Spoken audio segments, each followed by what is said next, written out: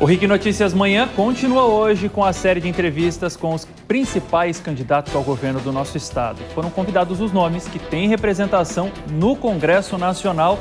Eu e Manuela Niklevics comandamos as entrevistas. Manu, bom dia para você. Bom dia, escola, para você. Bom dia para todo mundo que nos acompanha. Nossas entrevistas têm exatos 20 minutos de duração com todos os candidatos e acontecem até amanhã. Nosso segundo entrevistado nesta terça-feira é o candidato Requião Filho, representante do PDT, candidato que já está com a gente aqui no estúdio. Primeiramente, candidato, bem-vindo, muito bom dia. Bom dia, prazer estar aqui trazendo as nossas propostas e um pouquinho desse sonho que a gente tem para o Paraná.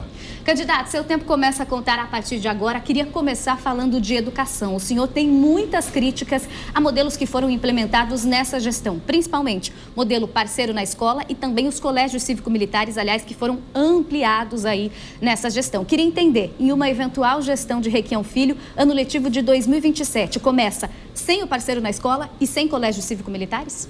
Se possível, sim. A ideia é devolver a alegria para a sala de aula. O parceiro da escola é um projeto que custa caro e traz poucos resultados. E a escola cívico-militar não tem uma diferença pedagógica entre as escolas normais. A escola cívico-militar, ela tem o mesmo currículo da escola normal, com um policial dentro da escola, colocando as crianças para bater continência, marchar e cantar o hino. Então a ideia é trazer as escolas de volta à normalidade. Polícia na escola? Sim. Envolvido com a comunidade. Polícia na escola? Sim. Cuidando do entorno, fazendo patrulhamento, prendendo bandido. Dentro da escola, professor, pedagogos, educadores. Pessoas que estão treinadas e capacitadas para atender as nossas crianças. Agora, eu não fecho escola. Quem fecha escola é o atual governo que fechou CBJs, fechou cursos noturnos. Nós mantemos sempre escolas abertas, respeitando os alunos, os pais e os educadores. Então, só para esclarecer, rompem-se os contratos do parceiro na escola e os colégios cívico-militares retomam também ali a normalidade, digamos assim, da rede. Retorna a normalidade da rede porque não há diferença de currículo entre o colégio cívico-militar e um colégio público normal. A ideia é devolver ao professor a autonomia. Você sabia, Manuela, que o Paraná é número 1 no IDEB, mas é o 20º na redação?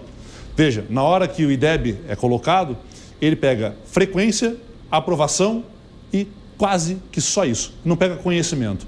Na hora da redação, que o aluno tem que ler um texto, interpretar esse texto, entender a premissa e criar um raciocínio com começo, meio e fim, nós ficamos em 20º. Ou seja, a qualidade da educação não está contente. Eu quero uma qualidade de educação de verdade. Eu quero que a criança saia preparada da escola. E para isso, nós temos que investir nos educadores.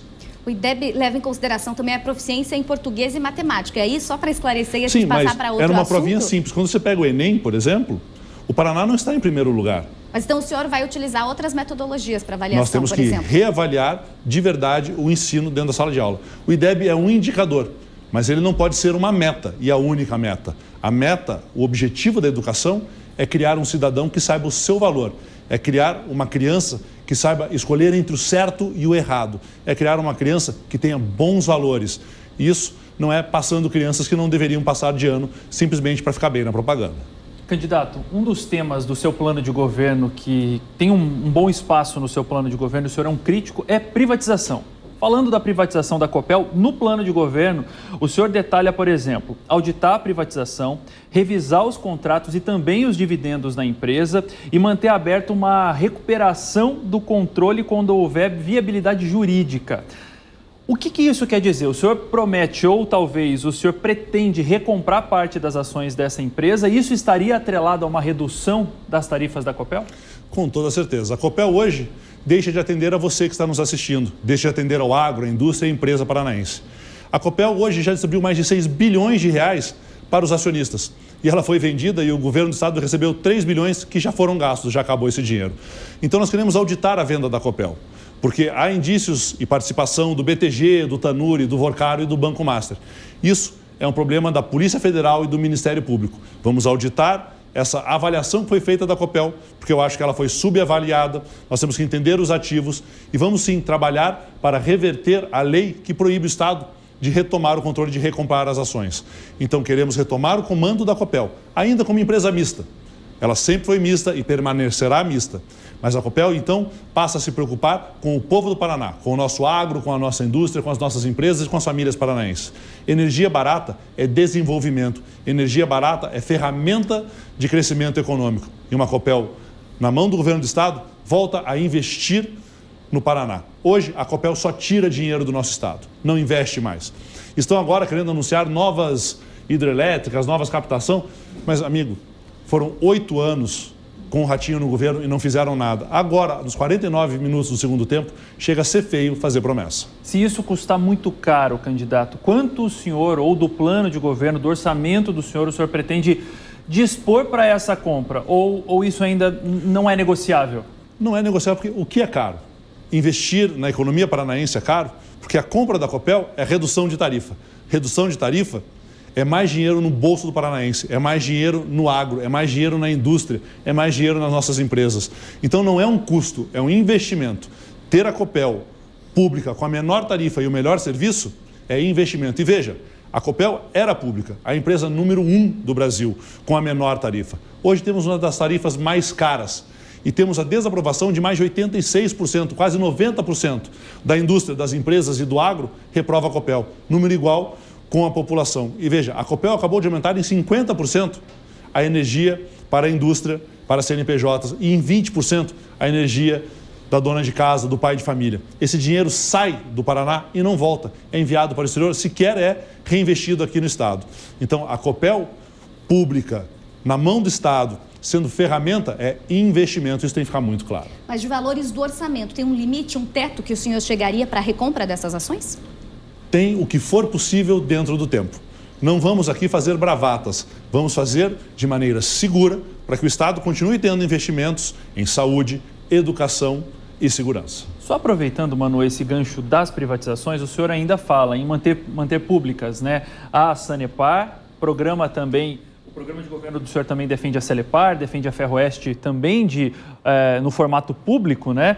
E existe alguma empresa paranaense que hoje o senhor estaria disposto, após um estudo, torná-la privatizada, algo que possa, no seu plano de governo ou num futuro, num eventual governo Requião Filho, fazer essa compensação, algumas públicas de importância para todo o paranaense e outras que poderiam, às vezes, estar gastando mais hoje e que poderiam ser privatizadas? Eu não vi ainda uma privatização que ficou mais barato para o povo paranaense. Toda privatização que nós tivemos até hoje aumentou o custo. A Ferroeste, privatizada, prejudica o agro e a indústria paranaense. A Copel, privatizada, aumentou a conta de luz da dona de casa, da empresa, da indústria e do agro. Não teve uma privatização que trouxe economia até agora. A privatização, geralmente, deixa muito feliz quem comprou a empresa e deixa muito triste o povo do Paraná que paga a conta. Não vejo vantagem alguma em privatizar empresas estratégicas que podem ajudar o povo do Paraná a ter um governo mais ágil, mais eficaz, melhor e um custo Paraná menor.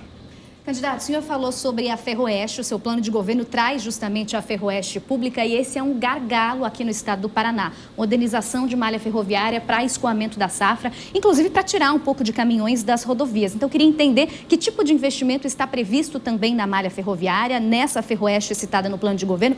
Por exemplo, o senhor estaria disposto a retomar um projeto da nova Ferroeste, que foi apresentado nessa gestão, mas não avançou, de criar uma linha que vai do Mato Grosso do Sul até o Porto de Paranaguá? Esse projeto não é exatamente dessa nova gestão. Esse projeto já existe faz tempo. E a ideia é assim, junto com o governo federal, retomar toda a malha ferroviária do Paraná. Será necessário um investimento de grande monta, passando de 50 bilhões de reais quase. E esse investimento nós temos certeza que é muito fácil de conseguir, porque bancos internacionais de grandes potências têm o interesse nesse desenvolvimento, porque facilita a logística, aumenta a segurança, diminui o custo e liga o Paraná com o resto do mundo. Então, a ideia é retomar toda a malha ferroviária do Paraná, inclusive ampliar essa malha ferroviária em parceria com o governo federal. Assim, a gente tira os caminhões da estrada, a gente barateia o frete, a gente traz mais segurança para o agro e para a indústria e a gente pode fazer um modelo de ferrovia praticamente igual ao modelo das linhas aéreas e das rotas aéreas que temos no Brasil hoje. Isso é possível, é feito na Europa e a ferrovia é economia forte no Paraná, é mais segurança nas estradas, é mais segurança para a indústria e para o agro. A perda de carga num trem é muito menor que a perda de carga num caminhão. O seguro da carga num trem é muito menor que o seguro no caminhão. O impacto ambiental de cargas é muito menor num trem do que em caminhões. Então a gente resolve 2, 3 problemas com uma solução, que é um investimento pesado na nossa malha ferroviária. Ainda nesse segmento da infraestrutura, o senhor já fez diversas críticas aos contratos de pedágio que entraram em vigor. Queria entender como uma eventual gestão vai tratar sobre isso, uma revisão de contratos. Existe algo que a gestão pode fazer para tentar alguma modificação na sua visão?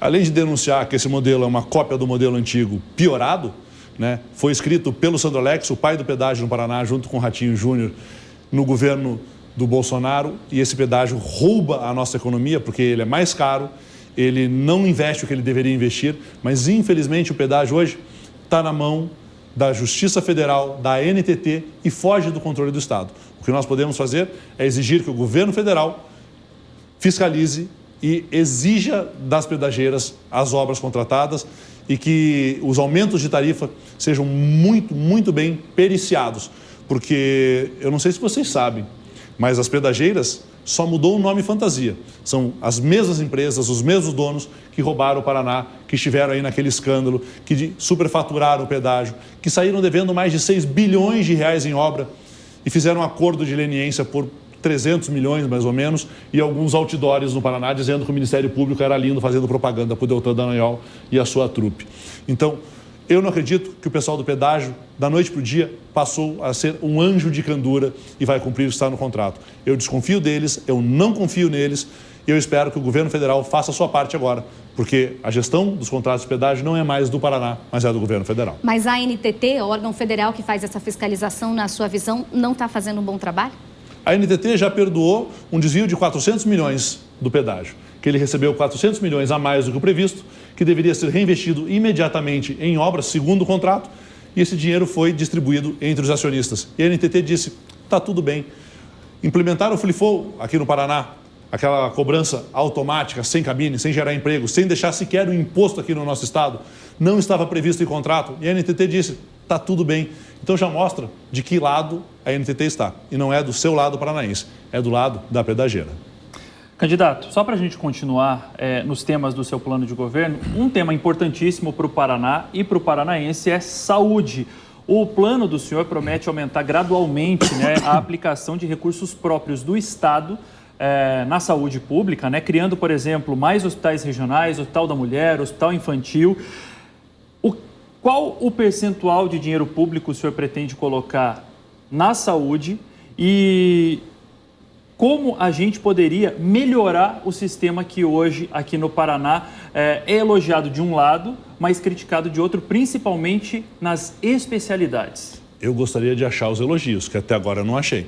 Onde eu mexo em saúde no Paraná, eu vejo denúncias sobre o Hospital Regional de Paranaguá, que é terceirizado, e as denúncias são de que o centro operatório está um lixo, com insetos, com atraso de pagamento, colocando em risco a vida dos pacientes, exames coletados e jogados fora.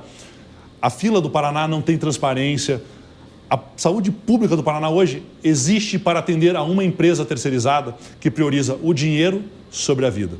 A ideia é investir até 15% na saúde, retomando a regionalização, colocando os hospitais regionais para funcionar, fazendo parcerias e convênios com faculdades, universidades e com as OSCs, que são as filantrópicas, a Santa Casa, hospitais como o Pequeno Príncipe, como São Camilo, como Nossa Senhora das Graças, hospitais que atendem para cuidar de pessoas e não para ganhar dinheiro.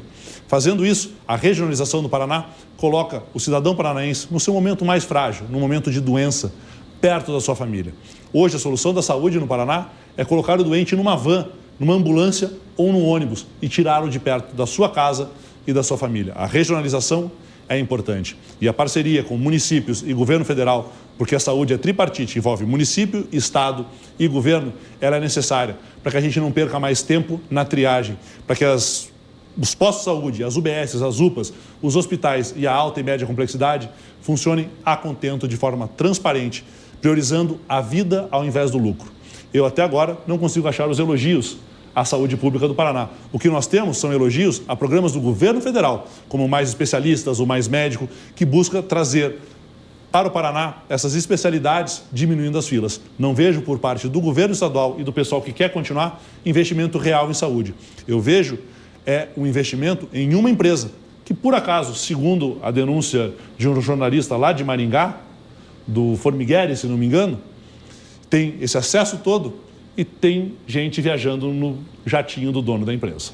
Só para trazer o dado da avaliação, Pesquisa Quest avalia, ouvindo paranaenses, 43% a 47% da avaliação da saúde pública do Estado, só trazendo esse dado. Mas quando a gente fala em filas de cirurgias e quando a gente fala as eletivas, né? E as não eletivas até a urgência até se sai bem em algumas regionalizações aqui do Estado. Mas a não eletiva, candidato, como que o senhor tentaria reduzir essa fila que está bem grande? Primeiro, a gente tem que trazer transparência para a fila. Ninguém consegue saber quem está na fila. Para você conseguir uma cirurgia dessa, é um tal de vereador ligar para deputado, o deputado ligar para secretário para conseguir encaixe.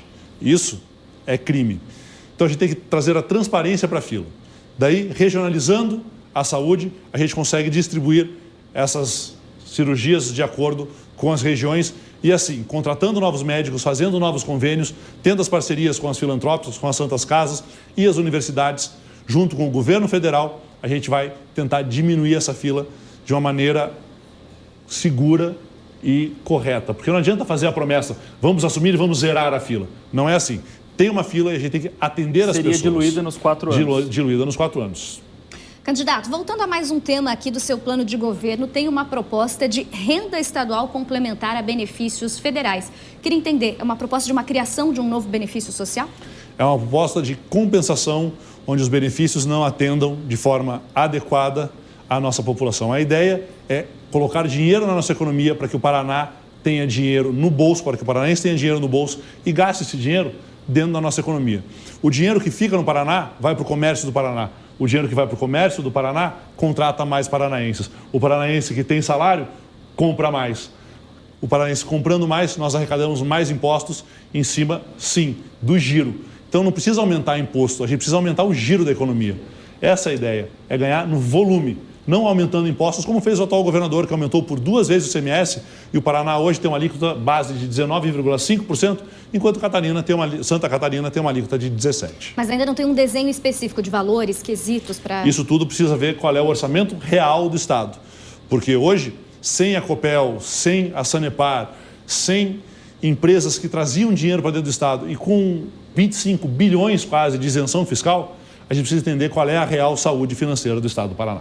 Candidato, ainda falando em projetos sociais, o seu plano diz imóvel vazio vira moradia. O que isso quer dizer? A gente está falando de imóveis públicos ou também de imóveis particulares que estão vazios?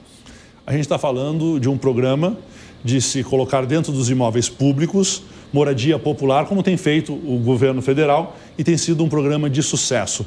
A ideia é zerar, e nós temos um déficit habitacional no Paraná muito grande. Se o imóvel for privado, ele tem que ser desapropriado e comprado pelo Estado para virar moradia. Não é o samba do crioulo doido, tem uma legalidade, tem um processo, um procedimento e um padrão a ser seguido. Mas a ideia é sim zerar o déficit habitacional, ou pelo menos buscar zerar esse déficit de casas que nós temos no Paraná, inclusive fazendo com que a Coapar volte a construir. Você sabia que tem mais de década que a Coapar não constrói uma casa no Paraná? Ela virou simplesmente um intermediário entre a financiadora e a empreiteira. A gente apresenta a lista e está na hora da Coapar voltar a construir casas no Paraná, porque a casa da Coapar ela é construída com um custo diminuído. O Estado não paga imposto para ele mesmo. Então a casa sai num preço bem menor e a gente consegue trabalhar esse problema de habitação com a Coapar e com esse desenvolvimento, com esse programa de habitação popular. Candidato, temos pouco menos de 2 minutos. Queria falar sobre segurança pública. No seu plano de governo, a proposta principal é aumento do efetivo policial. Queria entender de quanto a gente está falando em uma eventual gestão. Hoje, na Polícia Militar, por exemplo, são cerca de 19 mil agentes e o senhor coloca também as câmeras corporais de volta em discussão. Serão obrigatórias na sua gestão? Câmara corporal protege o policial, protege o cidadão e quem trabalha bem não tem medo de câmara corporal. O que a gente precisa, então, é que o Ministério Público e o Judiciário passem a entender o que é o trabalho policial e qual é o risco que aquele policial passa. Porque também não vamos colocar câmera corporal num policial e ter um promotor que não gosta de polícia perseguindo os nossos policiais. A câmera é para a segurança do policial e teremos conversas duras e sérias com o Judiciário e Ministério Público para que eles compreendam o trabalho policial. Agora a gente precisa sim aumentar o efetivo. Temos menos homens hoje na polícia do que tínhamos quando o Ratinho assumiu. E eles estão dizendo que vão fazer concursos. Os concursos não suprem os policiais que saíram. Você sabia que hoje na polícia nós perdemos mais policiais para o suicídio do que para o confronto com bandidos? A polícia está doente, não tem o apoio do governo. Fizeram um novo plano de carreira, aumentaram em quase 10 mil reais o salário do coronel. Do praça, 200 reais. Você acha justo que quem coloca a vida em risco para proteger você tenha 200 reais, enquanto quem tem lá as estrelinhas no ombro, está atrás de uma mesa, no ar-condicionado, tenha quase 10 mil de aumento? Não é assim que eu quero tratar a Polícia Militar nem a Polícia Civil. Nós vamos investir nos homens e nas mulheres da Polícia Militar, da Polícia Civil e do Departamento Penitenciário que colocam a vida em risco. É da base da pirâmide que nós vamos investir em melhores salários, novos concursos, melhor treinamento e dignidade e respeito por parte do governo do Estado. O governo hoje abandona o policial qualquer BO que ele tenha. A nossa ideia é dar apoio psicológico e jurídico para esse agente da Força de Segurança. Candidato, o senhor vai ter a partir de agora, a gente está zerando o tempo agora do cronômetro da entrevista, o senhor vai ter a partir de agora 1 minuto para suas considerações finais, mas eu gostaria de provocá-lo sobre qual a diferença do Paraná que o Requião Filho pretende para o Paraná de hoje. A diferença é muito simples.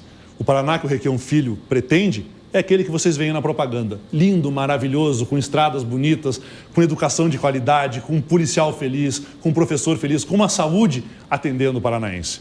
Esse é o Paraná que eu quero de verdade. Só que hoje, o pessoal que está aí e quer dar continuidade é o pessoal que vendeu a Copel e aumentou a sua conta de luz. É o pessoal que mexeu na Sanepar e aumentou a sua conta de água.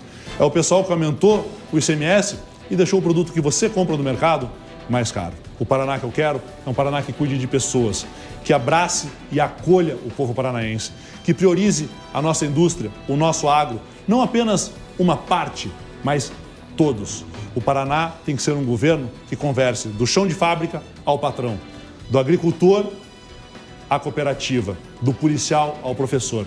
Um Paraná de todos nós que cuide das pessoas e invista naquilo que temos de mais valioso, o povo paranaense.